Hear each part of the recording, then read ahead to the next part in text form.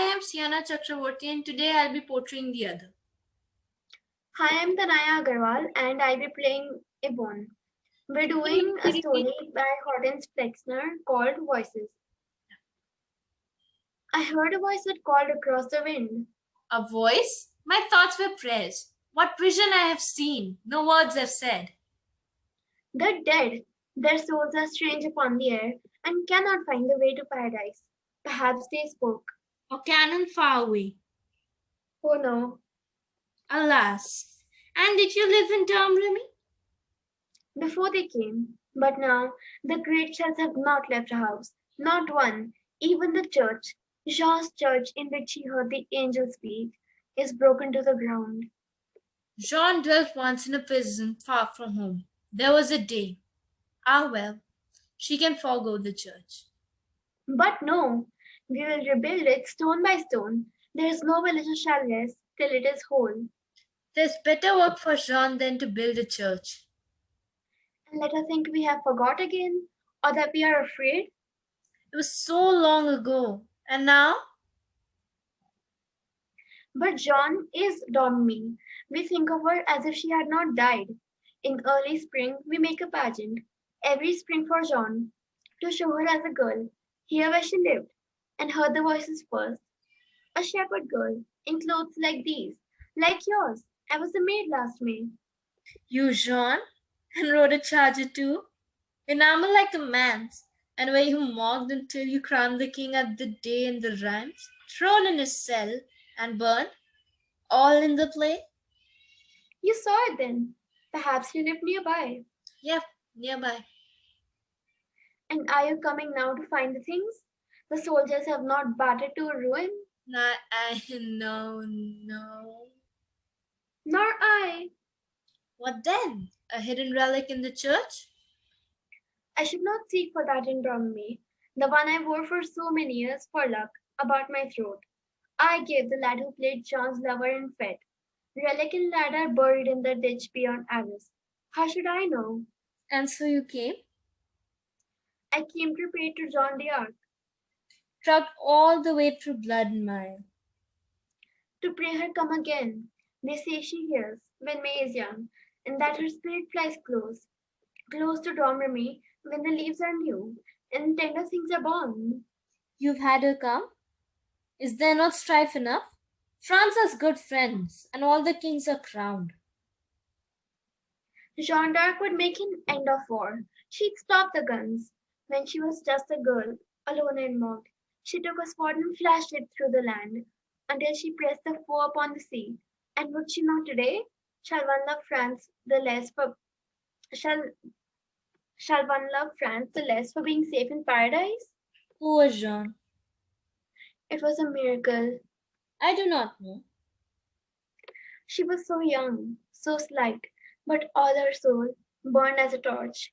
A spirit licensed Jean to wake the dead, and if she should come, we could not wait and wait, gain here, lose there, hide in the trenches, wait, and drag the war to years. Oh, she would show the way. No girl this time, but saint she'd draw her sword. No. Jeanne d'Arc without a sword. Without a sword. It was her strength. She saw it in a dream. Jeanne had a soul before she had the sword. A soul against the guns. It's the only thing they may not break. But who would know Jeanne d'Arc without her sword? Hush, she will weep in paradise for that. I love her. She hates her sword. You dare. She carried it that day. They crowned the king. The day she failed? Poor Jeanne. She did not know a peasant girl must never crown a king, nor fight his foes. If she had known, if she had only known. But John did know. A spirit showed the way. She would have struck the king, as there he knelt, and killed him with her sword. It was her sin she did not kill the king. He was the foe of France. All kings are foes of all men they rule. How else should they send men for the death of little things? But that the king shall not fear is worth the death of one peasant lad who loves the sky. Jean was no saint. She was a shepherd girl who did not know how things would come to pass. The voices spoke. Oh, yes, the voices. Better had she heard her pitying heart. Jean was a soldier maid. Her pitying heart was but the girl. It was herself, the most of her, the flame, and it shall lead when she shall come again. A pitying heart, the leader of a host? Yes, yes, a pitying heart. And what host then? A host of pitying hearts, which king shall fear, more than defeat and death.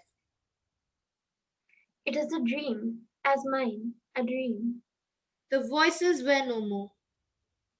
If that were true, Jean would be here today, and my prayer heard.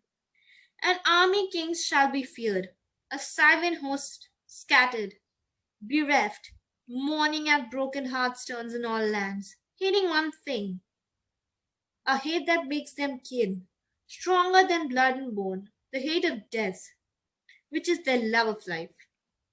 These John shall lead, the brooding ones who give in grief and tears, knowing so well the end, the raw earth mound that's left, where kings have passed. These John shall find. Women, women of France, Women of all the earth shall be Jean's strength, and she shall go to them in peasant's clothes, a maid. And where she finds a woman at her toil, she'll stop and say, "Would you have back your dead?" And by their answer they shall follow Jean until her army, swelling like a flood, pours down the earth undammed. Oh, in that hour the puny king shall see some great mountain blotting out of the sun, the shadow of her wrath, and know defeat. All kings alike, but people shall be free. Jean and the women.